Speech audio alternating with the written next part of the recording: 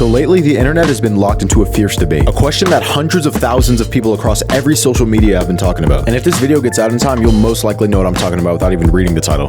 Could 100 average men actually defeat a full-grown gorilla? Now, maybe it's due to me spending a little bit too much time on my phone, but I've seen many responses to this question, all with different angles and perspectives, making this a very interesting topic of discussion. And honestly, if you haven't been reading the comments under these videos, you are missing out severely, because holy shit. So, in this video, we will settle it once and for all. This video will be separated into 4 parts. Part 1 and 2, we will scale the average Homo sapien man and a silverback gorilla so we can get a good gauge of each of their abilities. Swear to God, this video is about to be horrible. Part 3, we will break down how the actual fight would go having known the scaling calculations. And finally, part 4, we will give our opinions on the matter, so kind of like a conclusion. So, without further ado, let's see if the humans could prevail, or if this is yet another stupid ass question on the internet. Let's get into it.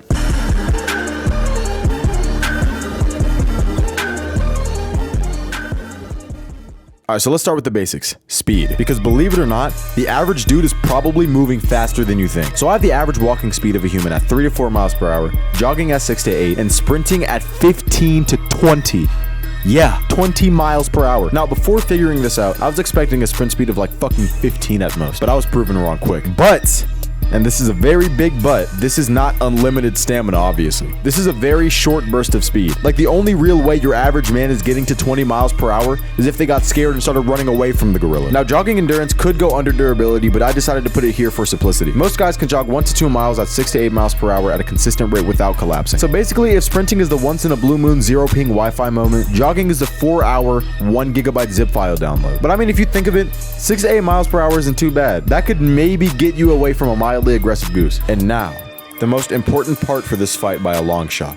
Walking. I honestly don't know why I scaled walking because it's not even that important, but I think it's funny, so I'm gonna keep it in the video. Now for reaction time. The average man's basic speed is around 1/4 of a second. This means that if a light were to turn on, it would take the average dude about 0.25 seconds to process it. Now, this is only to process the information and maybe have a bit of a reflex to it. If a baseball is flying directly at your cranium at 90 miles per hour, the only thing you'll be dodging is your medical bills, especially with the economy right now, but let me not bore you with that bullshit. All right, so we know our guy can move, but being fast only gets you so far. The average man can outrun a lot of things, but can you outthink them? So the average IQ of a man is around 100 with relatively decent problem-solving skills and good adaptation. I mean, what were you expecting? It's your average Joe from down the street. With the average man's IQ being, well, average, he's gonna be smart enough to fix a Wi-Fi router, but dumb enough to occasionally lose his car in a parking lot. See, IQ tests are set up so that most people, around 68%, are landing between 85 and 115 IQ points. Now for learning and adaptation feats. The average dude is able to learn and adapt to just about anything within reason with standard levels of instruction. Look, the average man isn't exactly Neo from the Matrix, but he's not a pedophile trying to lie their way out of prosecution levels of indecisiveness. Studies show that with around 75 hours of focused practice, the average man can achieve basic proficiency in new skills, so it's safe to say that these motherfuckers won't be coming up with new strategies on the fly to kill the gorilla unless the gorilla gives them about 75 hours. Then they probably still won't know what the fuck to do because let's be real, if this is what the average Discord call looks like, who's saying radioactive? Imagine Dragons. Oh, yeah, I got it. they ain't doing shit in that regard. Alright, so we've seen the average man can move fast enough to dodge mall walkers and think just hard enough to maybe send an email back to your student regarding their grade in your class. Not! I'm looking at you, Mrs. But now, it's time for a different kind of feat. The one that could really separate the winners and the losers. Durability. So the average guy can survive relatively short falls and casual impacts. They can eat a basic punch or attack from another human and keep walking, and have situational pain tolerance, but overall compared to other species, it's pretty moderate. This goes into recovery as well because with this, any scrapes, bruises, or twist ankles will heal within a few days or a few weeks. So, the average man can fall around 5 to 6 feet onto hard surfaces with no major injuries, and higher falls, around 12 to 15, will hurt, but are still mostly walk-offable. The average man is basically built like a slightly defective crash test dummy. Falls from standing height, no problem. Falls from a second-story window, a human body can absorb roughly 600 to 800 pounds of force in a typical fall without a life-threatening injury, which sounds insanely high, but that's basically what I just said in a different way. Now with blunt force impact, the average man can take casual punches, bumps, and tackles without crumpling. Basically, if you ever seen somebody walk into a glass door and just keep walking like it never happened, you've witnessed the pinnacle of the average man durability. Now, pain tolerance is a bit tricky. Generally, Man can endure moderate pain like minor fractures and deep bruises without losing function. But adrenaline and stubbornness can boost their toughness. If a man stubs his toe in the comfort of his own home, he's out of commission for like 10 fucking minutes. Break his wrist mid-football game, motherfucker's still good to go. See, studies show that untrained people can still tolerate some serious discomfort if the stakes are high enough. Okay, durability check. They can survive gravity, furniture collisions, and minor acts of clumsiness. But surviving is one thing, fighting back is another. Let's talk about strength. So the average man benches from between 135 and 155 pounds, squats from around 155 to 185 pounds, and comfortably carries around 50 pounds over distance. We were gonna do a grip strength section, but what man, let alone an average one, is gonna be able to get a good handhold on a gorilla? Probably none of them. But yeah, anyway, your standard guy has enough strength to maybe push a mid-sized Great Dane off his lap if needed. National fitness averages put the peaked untrained bench press at around 155 pounds, enough to lift another human being if needed, assuming they're fun-sized. Now, squat strength is a bit better, sitting at 155 to 185 pounds for the average man. Leg day is basically every time he has to help his cousin move apartment. And lastly, a man can usually comfortably carry about 50 pounds without fatigue. This is really funny to me when I was doing the research for this video because it really puts this video into perspective. Hell yeah. So you're doing good.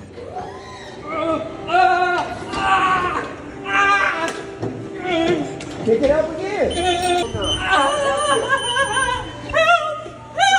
But anyway, occupational guidelines say 50 pounds is the safe max for untrained adults over distance. Basically, if it's lighter than a sack of potatoes, the average dude's got it covered. All right, so we've seen how fast these guys can move, how smart they are, how durable they are. But it's time to get into the good stuff. How they actually throw hands. So now when it comes to fighting, the average man's arsenal is, well, let's call it varied in the most generous way possible. Here's what you're usually working with. Firstly, wild punching. You know when a toddler gets mad and starts windmilling their arms? Yeah, that's basically about 70% of all human fights. Wild, uncoordinated swings that might land if the stars align. Next are tackles. If bravery levels are high enough or brain cells are low enough, you might see a full body charge to tackle the opponent. Good tactic until the opponent is literally built like a fucking semi-truck. Next is kicks. So usually after missing a punch, some dudes will throw out a random kick like it's tech. Problem is, most people can't kick with any real force without losing balance, so it's usually just a sad leg flail. And then what is probably going to be their most valuable weapon in the fight with the gorilla, a group swarm. So in a group setting, if adrenaline is kicking in, men will probably attempt the classic dogpile. The strategy is really simple. Overwhelmed by sheer numbers and hope your friends are doing more than just cheering. And I guess you could put the fact that they can improvise weapons because humans are the smartest species on the planet, I think, right? I'm pretty sure. So we just finished scaling the average man, and spoiler alert, as you probably guessed, he's just average. But now it's time to scale an absolute unit, a fully grown silverback gorilla. This monolith is over twice as heavy as your average man, but at least 20 times stupider. But let's get into the real numbers.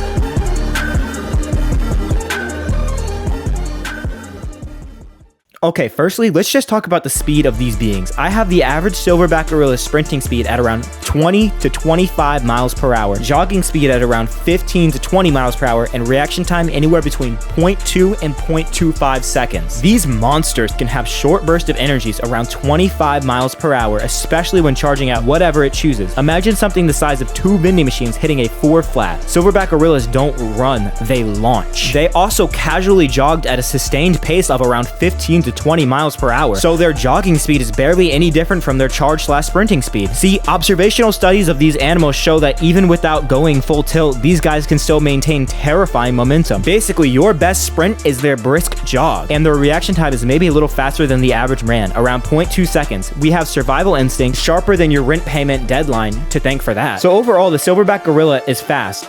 Not really fast as fuck, but still relatively fast, especially compared to human beings. I mean, they're basically 400-pound freight trains on legs. But here's the real twist. Relatively to all other species, they're smart too. Because what's scarier than a giant, super fast, super strong animal? A giant, super fast, super strong animal that can think. So let's scale the gorilla's mind. So I have the average silverback gorilla's cognitive level similar to a 5-year-old child, which, yeah, I did just call them smart earlier, but here I am comparing their brain to a person that can maybe count to 10 on a good day. But compare that to the average level of other animals coming in at like 2-year-old babies. They can solve basic problems, use simple tools, and can understand human communication, body language, and hell, even fucking sign language. Now, is sign language gonna be useful in a fight? No.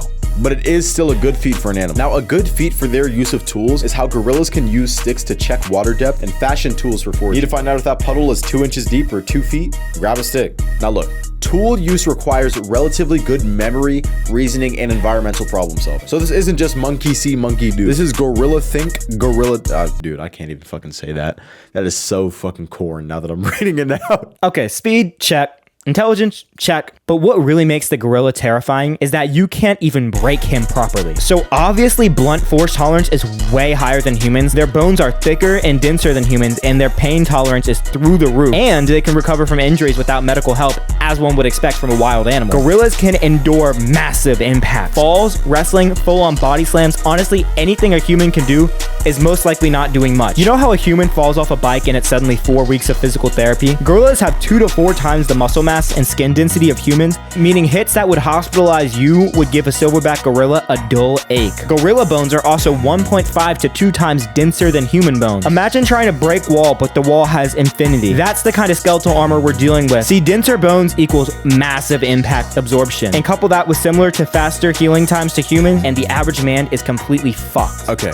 We've seen speed, we've seen the brain, we've seen the durability, but now it's time for the part you've probably all been waiting for. Ladies and gentlemen, a silverback gorilla's strength. So I have the gorilla's upper body strength at around 2,000 pounds of force, grip strength from 1,300 to 1,500 PSI, striking strength that can casually break bones, and can carry 400 to 600 pounds like it's fucking nothing. So based on their biomechanical estimates, a silverback gorilla is estimated to be 9 times stronger than the average human, with the ability to lift around 2 tons in a bench press. This also checks out because gorillas can lift up to around 10 times their own body weight, because of course they fucking can. Their grip strength is just as ridiculous too. Average humans' grip strength is around 90 to 100 PSI. A gorilla's 13 to 15 times that. Basically, a handshake from this dude would legally count as attempted manslaughter. And you know that uncle who insists he can carry all the Christmas decorations himself? Imagine that, but replace decorations with small cars. Observations confirm that gorillas can haul heavy objects without strain. Their estimated striking strength is anywhere from 1,200 pounds to a whole ass ton of impact. One full swing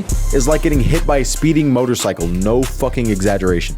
Now here's the real nightmare. Let's go over the basic attacks a gorilla has in its repertoire. Blitz charges. A gorilla doesn't just run at you. It plows in your direction with short burst charges at 20 to 25 miles per hour, closing distances faster than you can say, oh shit. The impact force alone could send a man ragdolling several feet. Additionally, they can throw haymakers. Granted, this isn't a straightforward punch, but one swipe from a gorilla's arm is lethal. We're talking about enough impact to break ribs, snap bones, and turn your jaw into a jigsaw puzzle. And these aren't wild swings, they're aimed with scary precision. On top of that, gorillas are known to grapple and throw their opponents during fights. Gorillas will straight up grab an enemy mid-motion and toss them into the air like a sack of flour. If one of your boys gets grabbed, just know that man's new address is in the stratosphere. Biting. Gorillas have massive canines and a bite force of around 1,300 PSI. That's strong enough to crack bone. Getting bitten is like getting your arm stuck in an industrial wood chipper or a hydraulic press. Chest beating and roaring. This is more of an intimidation tactic, but it's so loud and deep it could genuinely stun humans into freezing up. All right, so we just officially scaled both contestants, the average man and the silverback gorilla. But now it's time for the part y'all actually came for.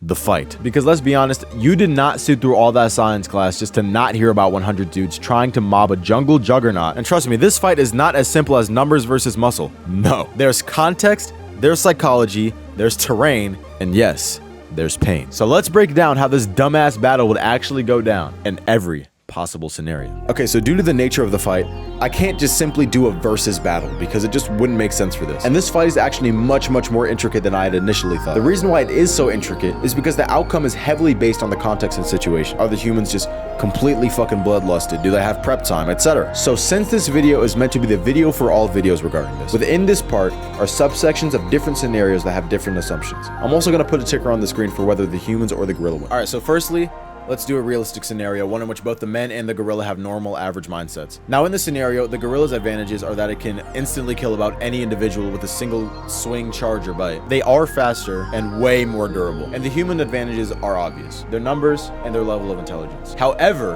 although their intelligence may allow them to improvise weapons efficiently, their emotional intelligence may lead to their detriment in this fight. Now, don't get me wrong, that other 3 times out of 10, there would be a chance for the humans to win if they were able to get that thing on his back. But this is 100 average men. In most cases, they are not going to be able to pull that shit off. So in this situation, you have to realize that This is a gorilla. Okay, this is not what a gorilla looks like. So that gorilla is immediately within like maybe the first 10 seconds of the fight, destroying like 15 people. Like within the first like 10 seconds of the fight, 10 people are dead. And in this situation, people's fight or flight, their amygdala is going to kick in. And then like at least 30 of them are already going to be out of the fight and probably just try to run for their lives or something like that. As soon as they just see 10 people just get fucking massacred. So like as soon as this happens right here, and the red is indicating dead people or severely injured people, and the blue is indicating human beings that are still alive, at least 15 to 20% of these people are making the dash, quite easily say. In this situation where they're in a normal mindset, 13 people are basically dead. If they're not dead yet, they're like going to die, which means they are down to 87 alive people. And I'm saying, call it in the middle, 18% of those people are making the dash out, which leaves 71.35, which we'll just say 71. So that leaves 71 alive human beings that are still sitting here and not have ran away probably. So already the humans are down by like 30% realistically. Due to like due to just like the sheer strength, like this motherfucker is probably not even tired after just doing this shit. This is like, say like some toddlers or some like preschoolers started running up at your average human, and the average human just for some reason, God forbid, just smacked the fuck out of them. He's not tired after that. And I was making a case for this before. The only way in which I can realistically see that these human beings are going to be able to pin this guy down, not even kill him, or if the gorilla has his back turned to some of the humans. Or actually, here, I'm not going to be drawing him out the entire time. Is if the gorilla has his back turned to the humans and is super enthralled and just like destroying these human beings right here. And the human beings are back here, like maybe like spread out a little bit.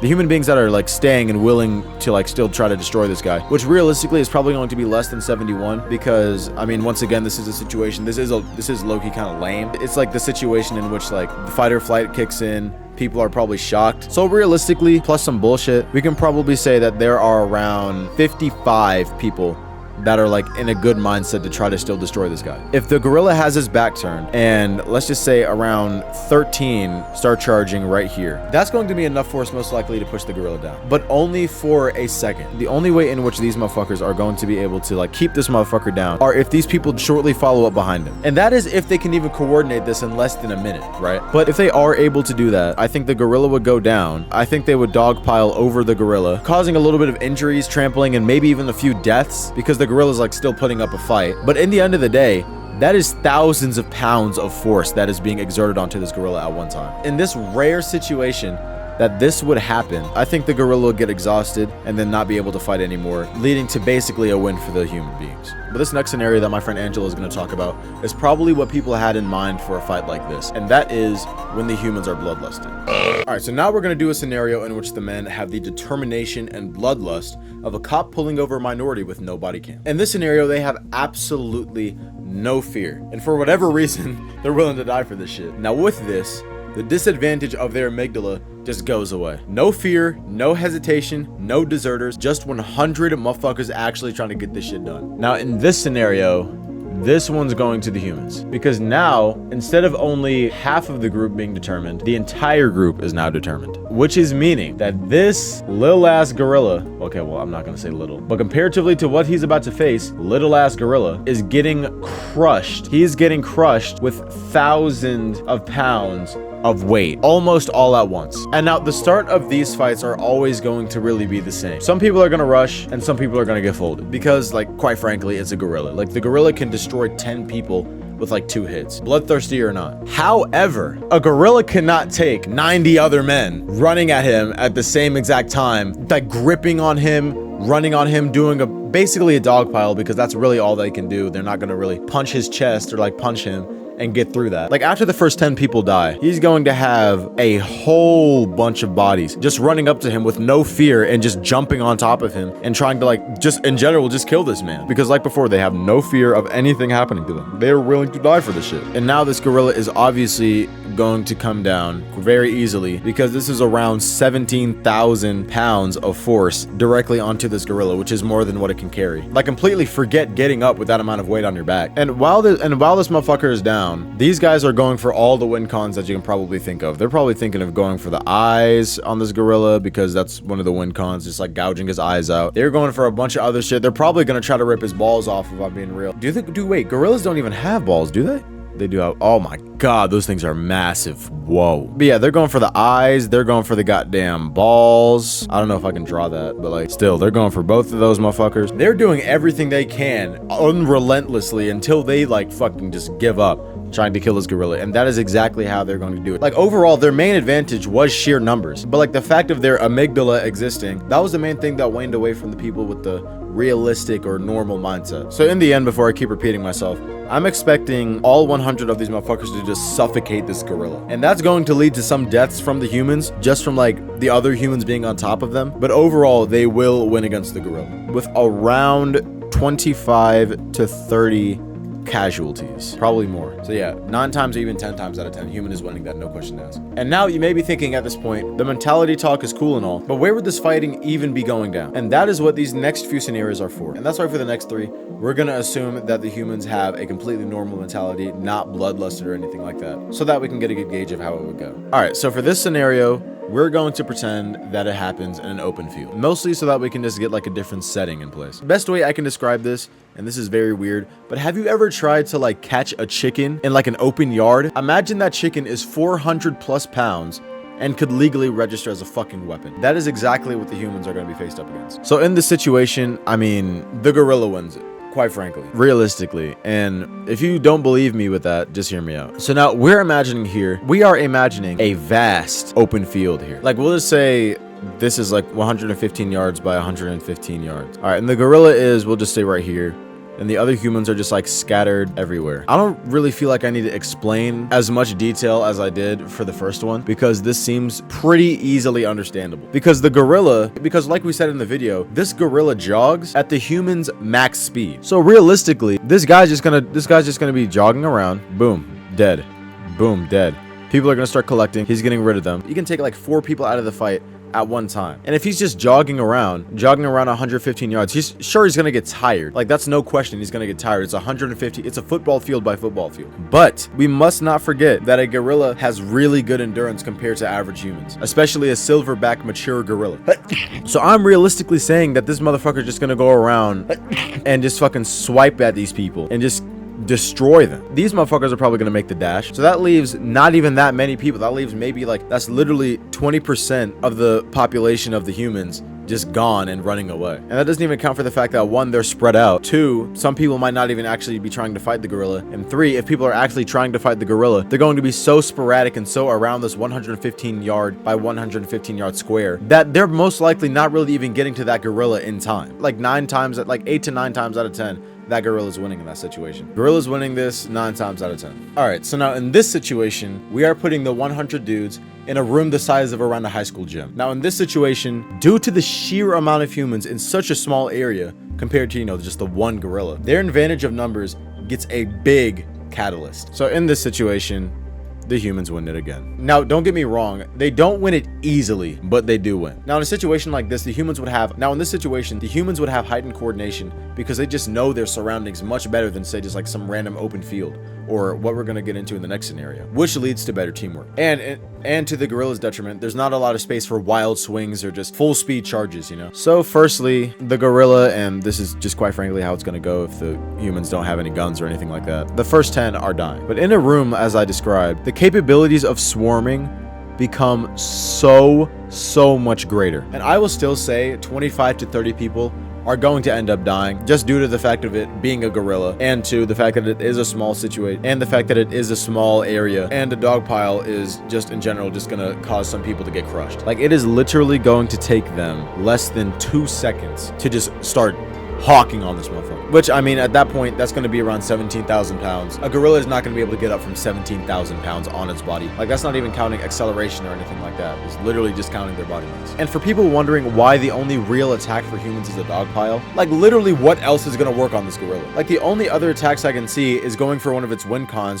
which would be his eyes, maybe his genitals or something like that. But how are you going to get close enough to this guy to do that without him literally chopping you clean in half? Maybe not chopping, that's a little dick riding. All right, now in this scenario, we are putting the 100 dudes and the gorilla into a rainforest. So they are now fighting not only a gorilla, but humidity, bugs the size of AirPods, and just like their own lack of survival skills. And if you don't know already, the rainforest is a gorilla's natural habitat. So he's already used to everything that's going on. So yeah, as you probably guessed, I mean, it is not even close. Like I drew that gorilla fast as hell. That was good. But I mean, if we're being realistic here, it doesn't even take that much amount of land to put these motherfuckers out of the fight. Like, I mean, let's just say this is the gorilla here, and they're in this dense ass rainforest, right? Trees fucking everywhere, fucking little lagoons and shit, weird ass fucking animals. I don't know why they're brown, but I mean, weird big ass species, and it's just overall dense as hell, like in general. So these humans, let's just say they spawn like around like right here, I guess, and the gorilla's right there. I'm willing to say that at least 25% of the people are going to be out of the fight without even starting engaging with the gorilla. And that's simply due to the goddamn environment. I mean, this is a dense ass tropical forest, and these are average men that probably work a goddamn finance job. I mean, these people realistically haven't even touched a forest in years. So fuck it, bloodthirsty or not, like some of these motherfuckers are getting lost. Then this gorilla is going to hobble his ass all the way over here and just fucking start pouncing all over these motherfuckers. I mean, a gorilla is basically moving faster than them at all times. They can climb trees, which I know damn well these average Joes cannot. And just like, I don't even need to mention the fact that they're fucking gorillas and like 9 to 10 times stronger than these bitches. So this fight is over before it really even starts. I mean, I really don't even think there would be any survivors. I mean, maybe people that like run away, like the scenario before the last. But I mean, then again, where the fuck are they gonna go? They don't know what the fuck is going on. They're a whole ass jungle. There's a bunch of different damn ecosystems and shit within like 2 yards of each other. And once again, I can't stress this enough. The gorilla is just completely fucking used to everything that's going on because it's lived there its entire life. So I don't even think there's an argument to this situation here. Jesus Christ, this diagram looks like throw up. That's Jesus, Lord have mercy. So, after scaling the average man, analyzing the silverback gorilla, and running through all the basic scenarios from open fields to bloodlusted mayhem, I think it's safe to say that this debate is even dumber than I thought it was going in. But it's also weirdly fascinating and like so fucking intricate. It's just, I don't know. At the end of the day, 100 men can beat a gorilla under the right conditions. But in a decent amount of cases, they're getting turned into paste. Like, it all really comes down to mindset, terrain, and whether or not Greg from accounting is willing to die for the cause, which is why there's no real definite answer to this unless there's more context given. So the next time somebody asks you, could 100 average guys beat a gorilla? Send them to this video so that they can be even more pretentious on the topic. Thanks for watching, stay safe, and don't fucking fight gorillas.